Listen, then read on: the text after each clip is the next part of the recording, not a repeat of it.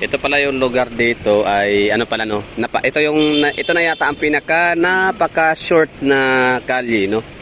Pinaka maliit lang. So ang tawag nito ay Zamora, Padre Zamora Street. Okay, Rojas tapos Padre Zamora Street. Bale, ano siya? Itong Ateneo na lugar, Ateneo de Davao University dito sa may Rojas is ano talaga siya no, napakalaki ng kanyang compound kasi apat na kalye talaga yung nakapalibot sa kanya. Rojas Avenue, si Imrecto, tapos ano yan, Jacinto, tsaka to, Padre Gomez. Ay sorry, Padre Zamora. Yan pala yung Padre Gomez sa kabila. Okay, bali, for today's video mga hagala, sasakay ko kayo, front seat ho tayo.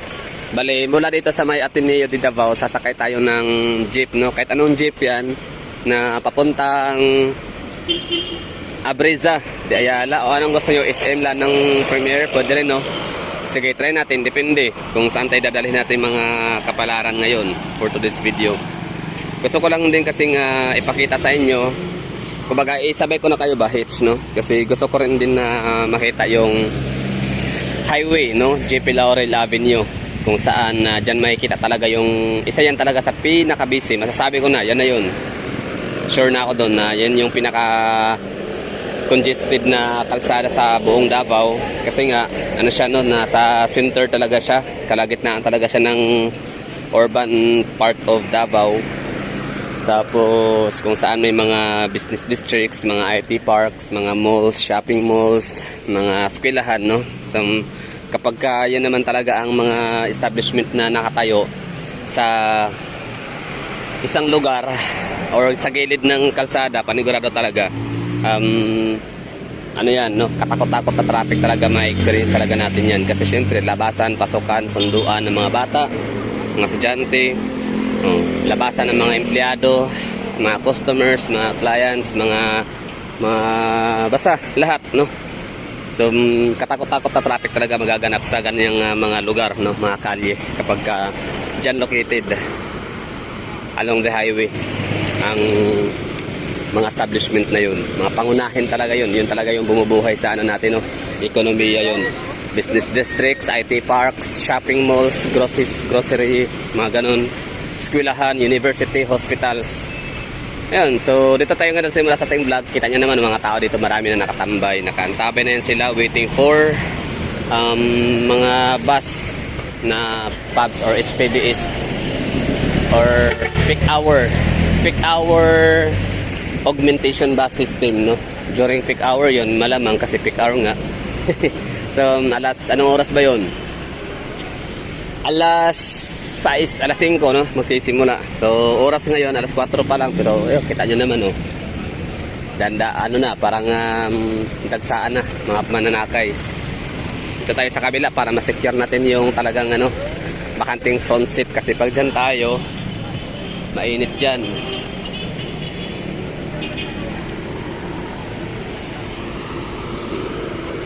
At naka-ready na yung natin, barricade. Naka-set up na rin yung mga tolda. Sila yung pinakaunang pinapapasok. Early, alas 3 pa talaga, no? Diyan na sila. Alas 4. Set up na sila, no? Preparation sa kanilang mga tindahan. Ngayon sasakyan natin ay Saksa. So kahit ano man, basta dadaan sa SM lang ng Premier. Hanggang doon yung natin, ruta. Okay, punuan na, no? Saksa, asan ka na? So, malabo yata makasakit ng front seat nito papuntang SM lang ng Premier. Kaya ang gagawin natin, magto-2 rights na lang tayo mula rito. Sasakit tayo ng Route 4 na lang. Tapos bababa tayo ng Abreza de Ayala. Alright, so Route 4.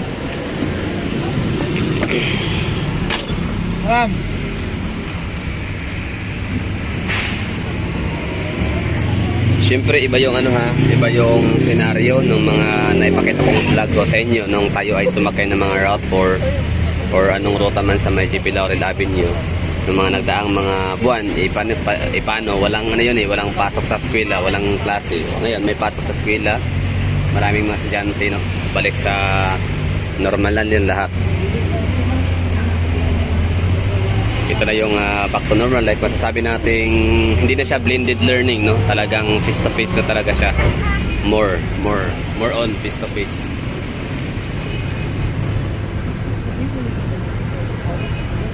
Yan lang, ganda ng ano, no, Davao, no?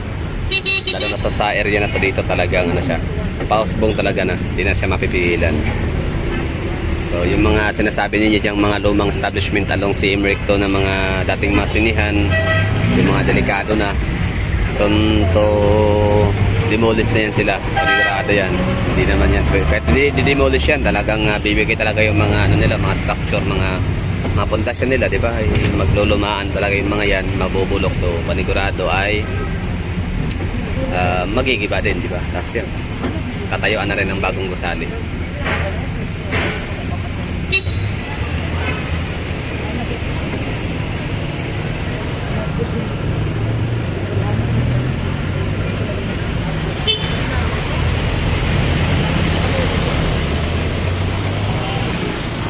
Ramon Magsaysay Corner, same Recto. Dito magpang-abot yung mga taga Holy Child, Ateneo, Joji Ilagan, Samson Institute of Technology, tapos STI dito. Tapos ito naman yung Acacia, saan may mga kabahayan din dyan, no? Tapos dyan din yung paradahan, pilahan, tornuhan ng mga papuntang Mandog.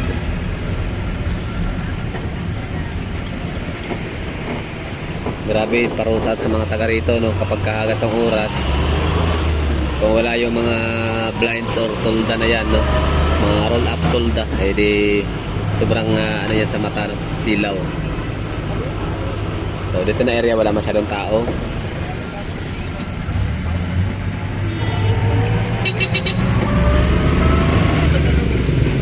Hindi masyadong matao rito kasi yung establishment di naman talaga yung pangunahin na, hindi essential yung mga establishment dito, no? Yung like mga mall ba, hindi siya mall, hindi siya mga eskwelahan. Yan lang.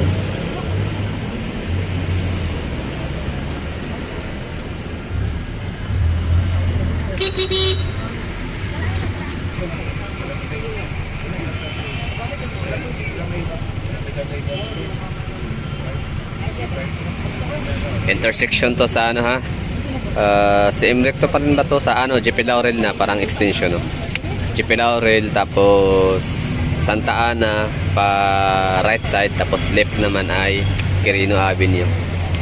So busy na area, busy na intersection sa mga sasakyan. Walang masyadong mga ano dito, mga tao kasi nga hindi nga basic or essential yung mga establishment na makikita dito sa area na to. Doon sa unahan yan, essential na kasi mall talaga siya. Gaisano Mall of Davao.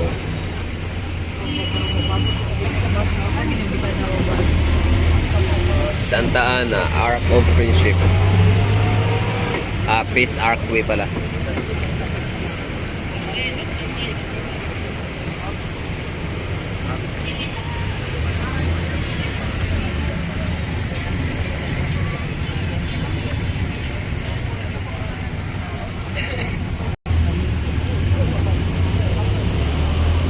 Naalala ko dati dito, marami tong mga bangkita rito na titira ng mga fishball. Mga, in short say, ano, mga informal builders ba tawag yan? Yung ano ba? Kung meron tayong mga tinatawag ng mga informal settlers, meron tayong mga tinatawag ng mga vendors ba na sa gilid-gilid na nag-obstruct talaga sila. Hindi talaga sila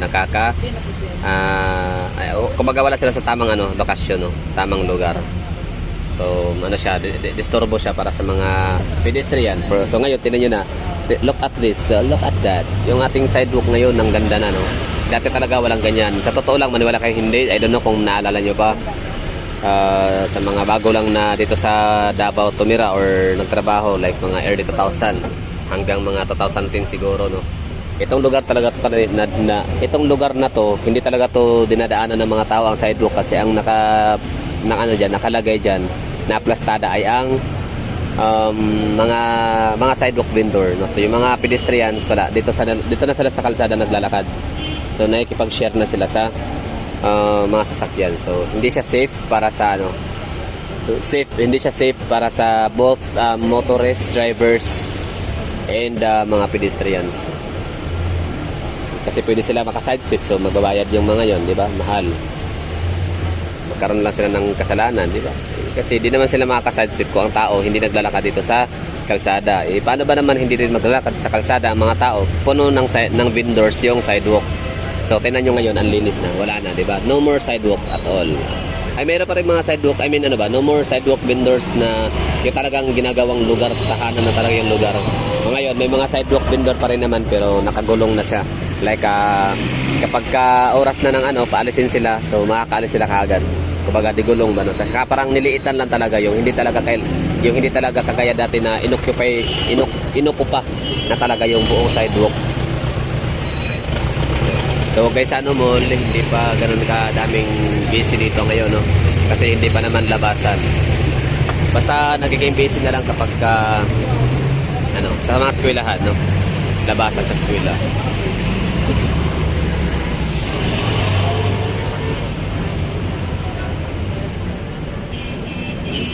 Anong kwentong guys, Mall nyo? Siguro nang shout out din sa mga nakatira sa US na like mga 1970s, 80s, 90s. So ang mall nyo rito dati siguro ay ang lang, Victoria Plaza. Wala pa to.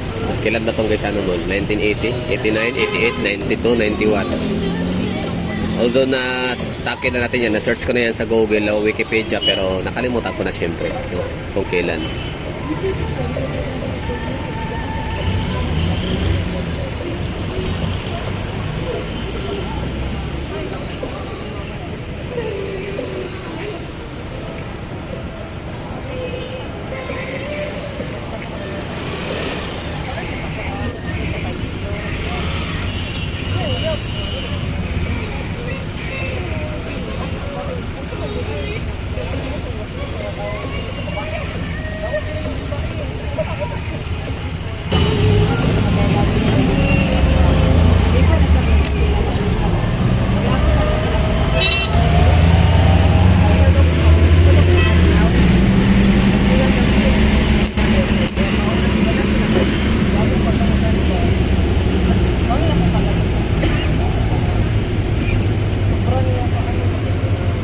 Lugar na to dito, nagka-traffic to dito kasi Mabini V-Mapa pala, V-Mapa Street.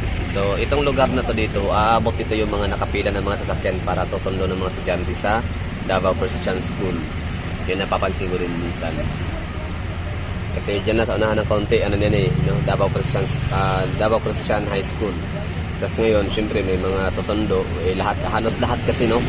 Halos lahat ng mga estudyante dyan, siguro na sabi ko ng mga 90% lahat yan may mga sasakyan, may mga sundo talaga yung mga yan. Kaya yung kanilang pila aabot yan dito sa GP Lauren. So, example, gaya dyan, yung traffic pahaba na.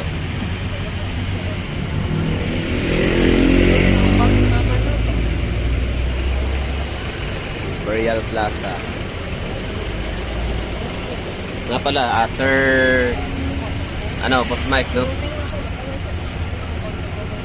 Infern. Natanong ko lang pala, anong meron sa RG Homes? Kayo ba ang may-ari niyan? Or shareholder ba kayo dyan? Or stockholder? Or ano ba tawag dyan? No? Diyan ba kayo dati na namimili ng mga gamit at na-erectise talaga yun? So, yun. Pahaba na, taas na. Abot yan dito mamayang konti. Time check tayo, alas 4:51. Toyota Davao. RG Homes. Sa bagay, RG Homes, no? Tsaka kay Sir Ismail, no? I don't know kung familiar yung RG Homes. Kasi nung tinanong ko doon, nung nag-vlog ako doon, pala siya, 1950s, 60s, 70s ba yun? Matagal na pala. Sobrang luma na pala talaga ni RG Homes. Kaya, ayan. Ako na rin yung sasagot sa aking tanong ngayon. Na bakit siya, significant po sa inyo yung RG Homes. So, yun pala. Dahil nga naabotan habang kayo nag-aaral siguro sa UM o kung saan man kayo nag-aral noon dito sa Davao, RJ Homes. Baka kasama kayo ng mga magulang ninyo dati na namimili ng mga appliances. RJ Homes, homes of furnitures and appliances.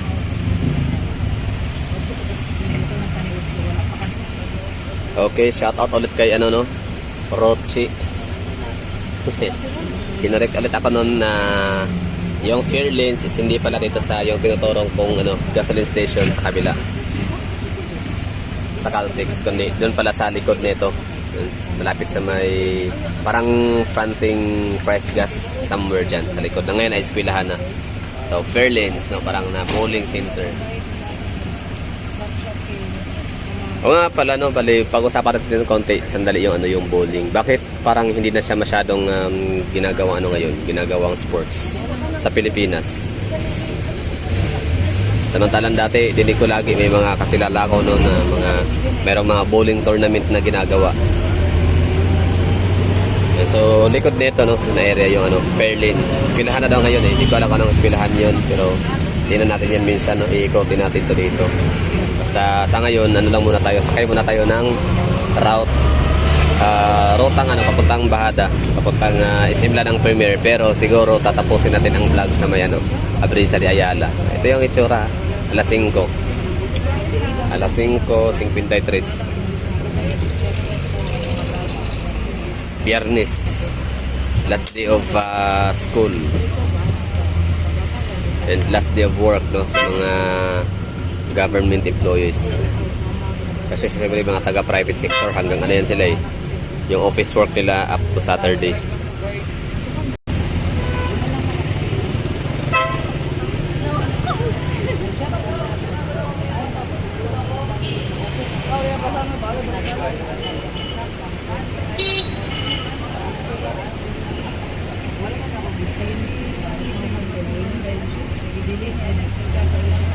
Bahada, Abrisa, J-Mall, B Plaza, Boulevard Trading, Magsaysay, Agdao.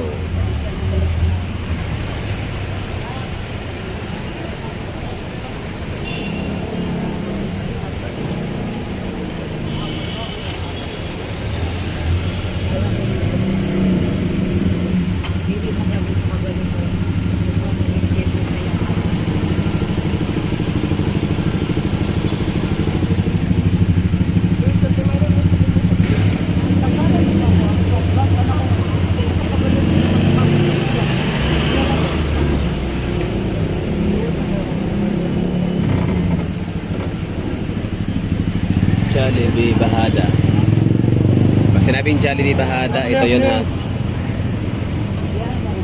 So dito sa Bahada, maraming Jollibee dito. Gaisano Mall, kasi Bahada na yun eh. Gaisano Mall, ito Jollibee Bahada. Tapos, mayroon bang Jollibee sa loob ng Victoria Plaza? Not sure no.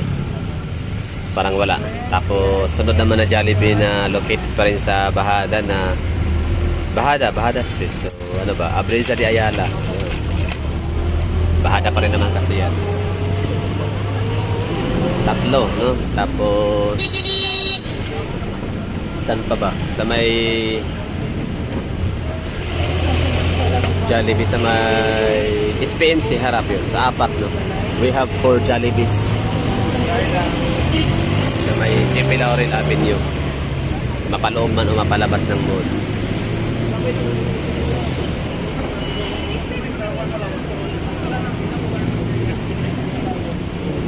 Itong mga nakikita nyo dito ng mga tao sa gilid ng kalsada, malamang mga new generation na yan, mga batang Gen Z and mga Generation Alpha.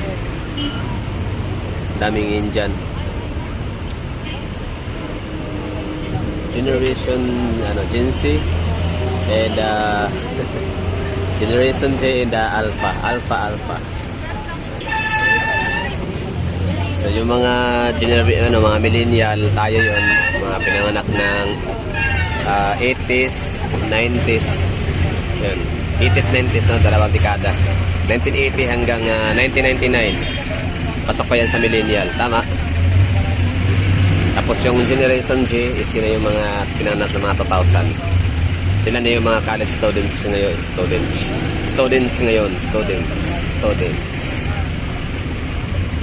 Pero pwede ako i-correct ha.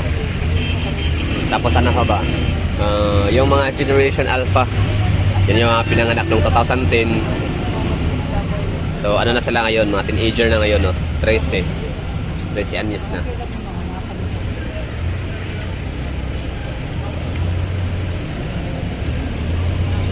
Victoria Plaza Mall, the oldest shopping mall. I don't know kung sa buong Mindanao ba. Kasi sa Davao siya ang pinakano lumang shopping mall. Ngayon ay pagmamayari na siya ng NCCC. At syempre itong napaka-iconic na Dorian Hotel sa Davao, no? Talagang siya yung representation talaga ng Davao, Dorian. Dorian Hotel. Under construction siya, renovate, no? Same pa rin yung kanyang structure, yung design. Pero syempre, mas level up yan, mas pinaganda siguro yung design niya yan. So abangan natin yan pag matapos. So wala masyadong tao rito. Walang masyadong gaya dun sa may ibang mga intersections na nadadaanan natin. Kasi palabasa itong lugar na to ay wala tong mga eskwelahan. Wala essential masyado na mga establishments. Maglalakad lang, no? Galing sa Abrilsa Mall tsaka galing sa Victoria Plaza. Naglalakad-lakad papunta dito.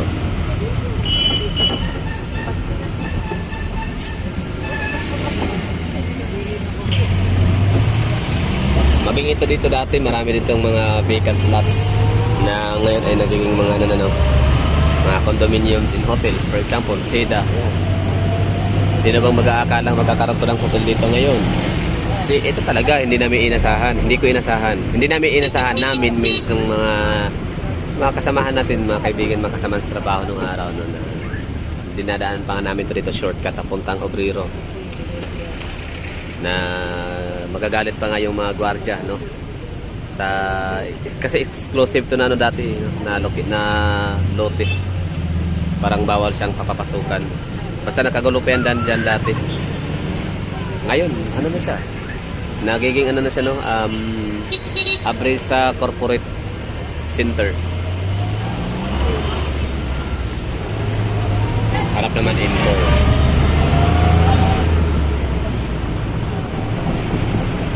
Abrilsa Corporate Center.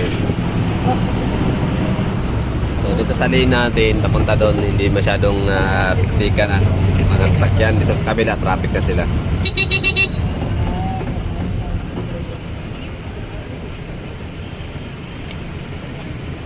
Mano-mano. Unay si Uncle o washing sa iyang sakyanan, taxi. Yung nakitang gusali, Inspiria, tas likod nito, unahan ay Aeon Tower.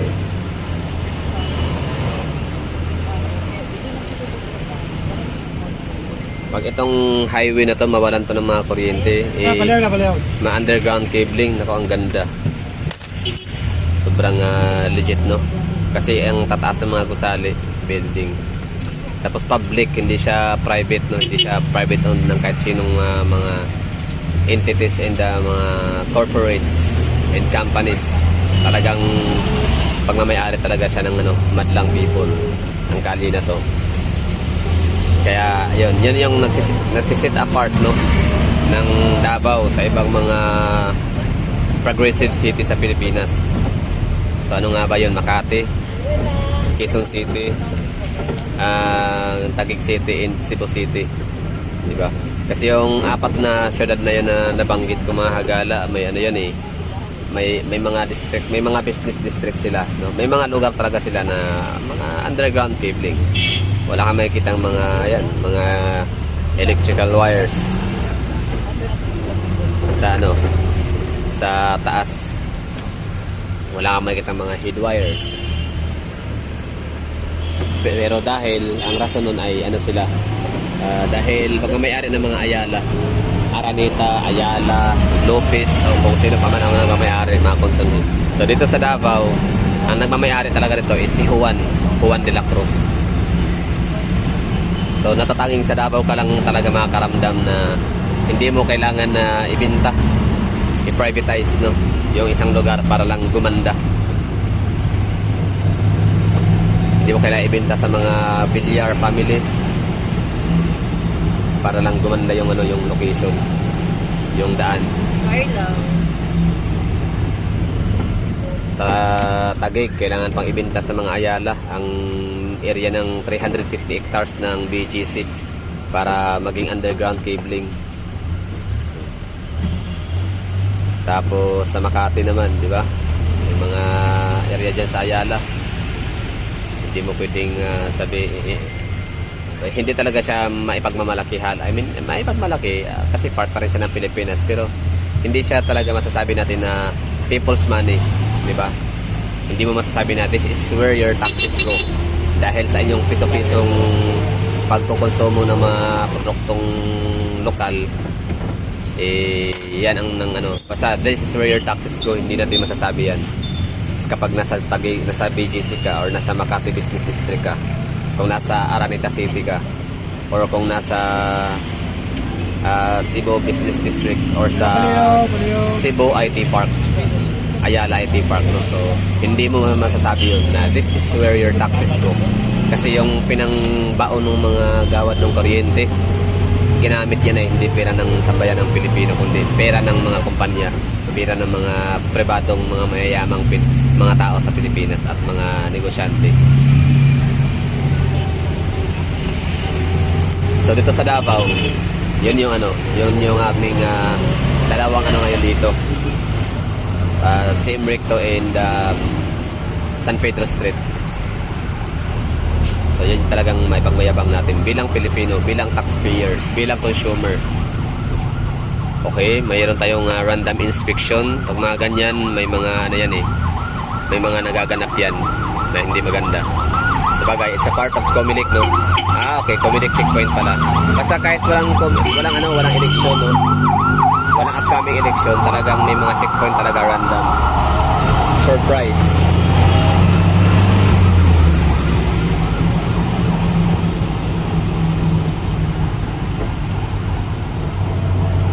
Papuntang Buhangin. Yan.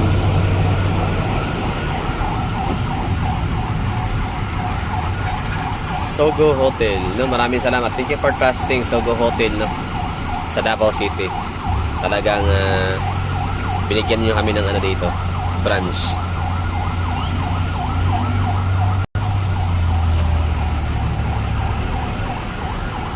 Pero ewan ko lang kung kumusta ang ano nito, performance, yung sales ni Sogo sa Davao. Gayong napakadaming mga tourist inns dito na napakamura, like De Morvi. Stay 14 hours, 635. 3 hours stay, pay as low as 340. Minimum room, premium. Monday to Thursday. So nag-o-offer din sila dito ng ano, no, 3 hours lang, yung short time. Gagawin natin doon. Ako pa naman ang tipo sa tao na bawal gisingin. Bikas tayo. Philippine Business Bank,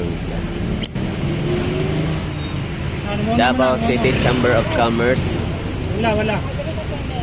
Industry Incorporated. Itong gusali na to, ano to dito ng mga ano to, may mga nag-opisina dito dati. Yan, mga agency, mga finance, franchise.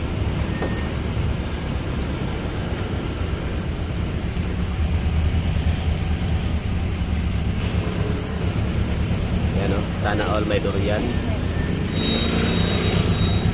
Super affordable na ngayon ang durian sa Davao.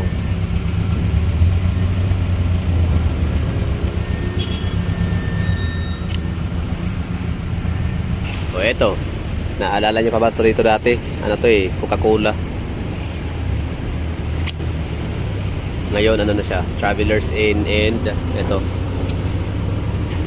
Cyberson's Gate, Cybergate, Robinson Cybergate, call center, BPO, Capista.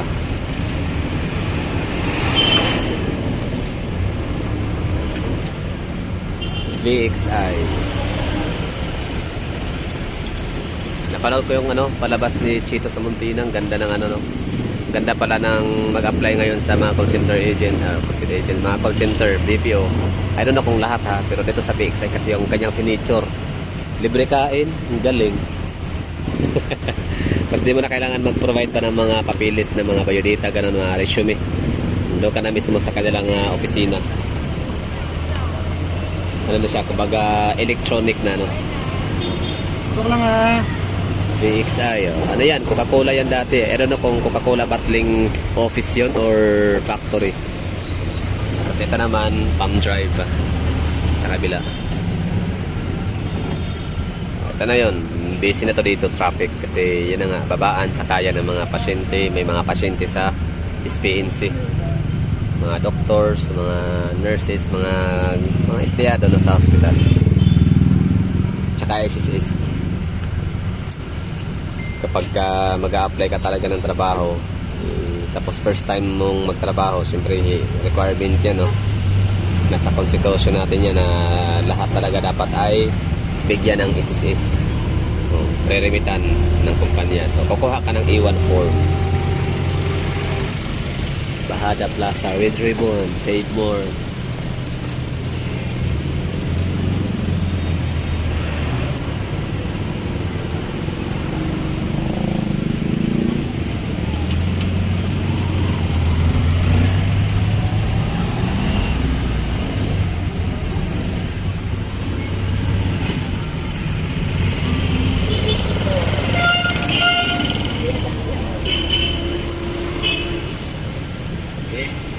Unit space for rent.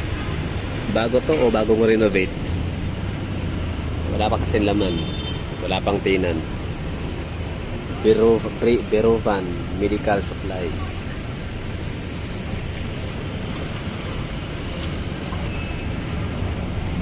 Grabe na. Business na talaga sa mundo.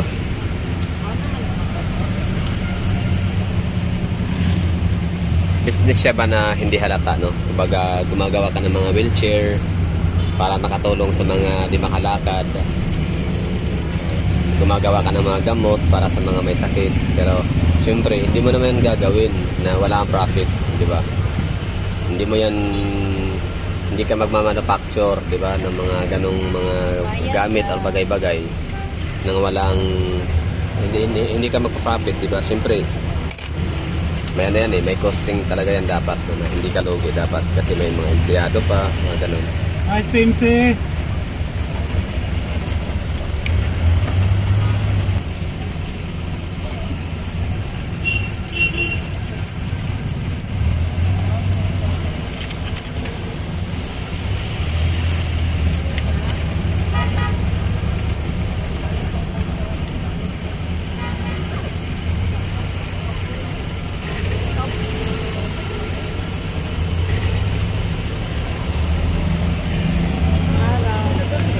Jollibee. Bango ng Jollibee. Kahit busog ka, no? Talagang parang gusto mong kumain. Pero syempre, dahil nga din busog ka, iisipin mo rin, papagkanahin mo rin yung utak mo. Ba't ka kakain, busog ka, saan mo ilalagay ang pagkain? So, nakakatipid. So, yan yung mga paraan ko para hindi ako mapapagastos, no? Nung full time pa tayo sa trabaho. Ito na yung lugar. Basic to dito. Para lang ko yan.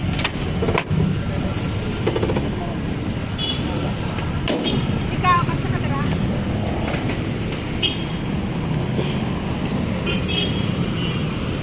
Ayun. Busy area.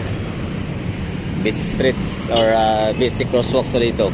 Kasi nga, Dumanlas, GP Laurel, Cabagyo, SPNC, Department of Health.